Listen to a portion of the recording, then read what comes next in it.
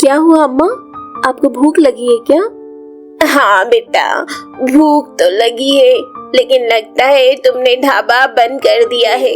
अरे यह क्या, यह कैसे हो सकता है? अभी तो यह बर्तन खाली था। मुकेश एक गांव में अपना ढाबा चलाया करता था। उसकी प्रिया और शिवानी नाम की 2 बेटियां भी थी। प्रिया जहां उम्र में बड़ी और समझदार थी, तो वहीं शिवानी उम्र में छोटी होने के साथ साथ थोड़ी कम अक्ल वाली और मतलबी भी थी। मुकेश दिन भर ढाबा चलाकर हुई कमाई को अपने घर में बैठकर गिन रहा होता है। 200, 300, 500 और ये 1000। चलो भाई, आज तो अच्छी कमाई हो गई। पापा, आपका बनाया हुआ खाना हमारी तरह बाकी सब लोगों को भी बहुत पसंद आता है, इसलिए इतनी कमाई होना तो स्वाभाविक है। और पापा, मैं भी आपकी तरह ही लजीज खाना बनाना सीखना चाहती हूँ। नहीं नहीं बेटा, तुम दोनों बहनें तो पढ़ लिख कर कोई अच्छी सी सरकारी नौकरी करना। पापा, प्रिया दीदी की सोच तो इस ढाबे के आगे जाती ही नहीं है, लेकिन आप देखना, मैं शहर जाकर एक दिन अपना एक बड़ा सा ब्यूटी पार्लर खोलूंगी और इस ब्यूटी पार्लर का नाम आपके और मम्मी के नाम पर रखूंगी, ताकि पूरे शहर को आप दोनों के बारे में पता चल सके। शिवानी की बात सुनकर मुकेश बहुत खुश होता है। ऐसे ही कुछ दिन बीतते हैं और मुकेश का परिवार बहुत हंसी खुशी रह रहा होता है। लेकिन एक दिन, प्रिया बेटा, मैं ढाबे के कुछ बर्तन लेने के लिए शहर जा रहा हूँ। कल सुबह तक लौटूंगा, तब तक तुम अपना और अपनी छोटी बहन का अच्छे से ख्याल रखना। ऐसा कहकर मुकेश शहर के लिए निकल जाता है, लेकिन वह जिस बस से जा रहा होता है उस बस का एक्सीडेंट हो जाता है, जिसमें मुकेश की भी जान चली जाती है। अपने पिता की मौत की खबर सुनकर प्रिया और शिवानी का रो रो कर बुरा हाल हो जाता है। हे भगवान, ये क्या हो गया? हमारी माँ को तो तूने पहले ही छीन लिया था और अब तो तूने हमसे हमारे पापा का साया भी छीन लिया। कुछ दिन बाद जब परिस्थितियाँ सामान्य होती है, तो प्रिया शिवानी से कहती है, शिवानी, अब पिताजी तो रहे नहीं, इसलिए हमें अपना खर्चा उठाने के लिए खुद ही ढाबा चलाना होगा। शिवानी को प्रिया की बात पसंद नहीं आती है और वह उससे कहती है, दीदी, मुझसे ये ढाबा चलाने का काम नहीं होने वाला है। ये सब आप पर ही अच्छा लगता है। मैं तो ब्यूटी पार्लर का काम सीखूंगी और उसमें ही कुछ अच्छा करूंगी। शिवानी, मैं बिल्कुल तुम्हारी बात को समझती हूँ और मैं भी चाहती हूँ कि तुम अपनी पसंद का काम करो, लेकिन अभी हमारे पास बिल्कुल भी पैसे नहीं हैं, इसलिए अभी हमें अपनी 2 वक्त की रोटी के लिए तो काम करना ही पड़ेगा ना। प्रिया की बात सुनकर शिवानी थोड़ी देर सोचती है और ना चाहते हुए भी ढाबे पर काम करने के लिए तैयार हो जाती है। अगले दिन से प्रिया और शिवानी अपने पिता मुकेश के ढाबे पर दोबारा से काम शुरू कर देती है। प्रिया खाना बनाने और बर्तन धोने का काम करती, तो वहीं शिवानी भी सब्जी काटने और ग्राहकों को संभालने जैसे छोटे मोटे काम कर दिया करती थी। धीरे धीरे प्रिया और शिवानी का ढाबा भी अच्छी तरह से चलने लगता है। समय बीतता है और अब प्रिया और शिवानी उम्र में पहले से और भी बड़ी हो चुकी थी। एक दिन जब प्रिया घर में बैठकर ढाबे का पूरा हिसाब किताब बना रही होती है कि तभी शिवानी उससे कहती है, बस दीदी, बहुत हो चुका, अब मैं आपके साथ ढाबे में और काम नहीं कर सकती हूँ। शिवानी की बात सुनकर प्रिया उससे कहती है, ठीक है शिवानी, वैसे भी अब ढाबा अच्छा चल रहा है, तो मैं किसी को काम पर रख लेती हूँ। तुम्हें शहर जाने के लिए कितने पैसे चाहिए होंगे? प्रिया शिवानी को अपने पास रखे बहुत सारे पैसे उसे शहर में एक ब्यूटी पार्लर खोलने के लिए दे देती है और शिवानी अब प्रिया को छोड़कर शहर में रहने लगती है। प्रिया भी काम करने के लिए अपने साथ एक औरत को रख लेती है, लेकिन अपनी बहन के चले जाने के बाद से प्रिया पूरी तरह से अकेली हो गई थी और अब उसका किसी भी काम में मन नहीं लग रहा था, जिस वजह से ग्राहक भी उसके खाने की शिकायत करने लगे थे। यह कैसा खाना है भाई? न तो दाल में नमक का पता है और न चावल में कोई स्वाद है। रोटी तो ऐसी लग रही है मानो 3 दिन पुरानी हो। जी, आपको खाना पसंद नहीं आया, इसके लिए मैं आपसे माफी चाहती हूँ। अगली बार से आपको ऐसी शिकायत का मौका नहीं मिलेगा।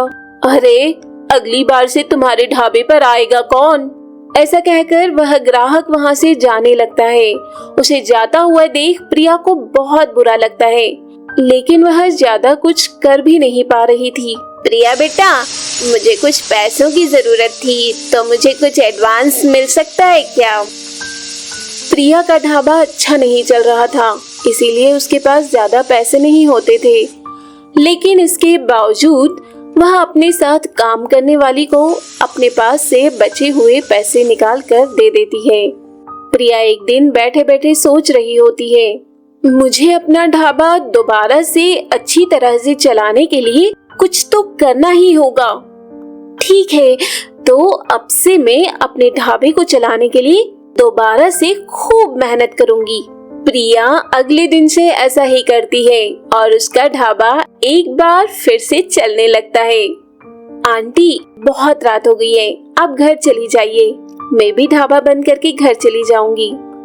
प्रिया ढाबा बंद करने लगती है कि तभी वह देखती है कि एक बूढ़ी गरीब अम्मा उसकी ओर देख रही होती है। क्या हुआ अम्मा, आपको भूख लगी है क्या? हाँ बेटा, भूख तो लगी है, लेकिन लगता है तुमने ढाबा बंद कर दिया है, इसलिए मैंने तुमसे खाना नहीं मांगा। नहीं नहीं अम्मा, मेरा ढाबा भूखे लोगों के लिए हमेशा खुला है।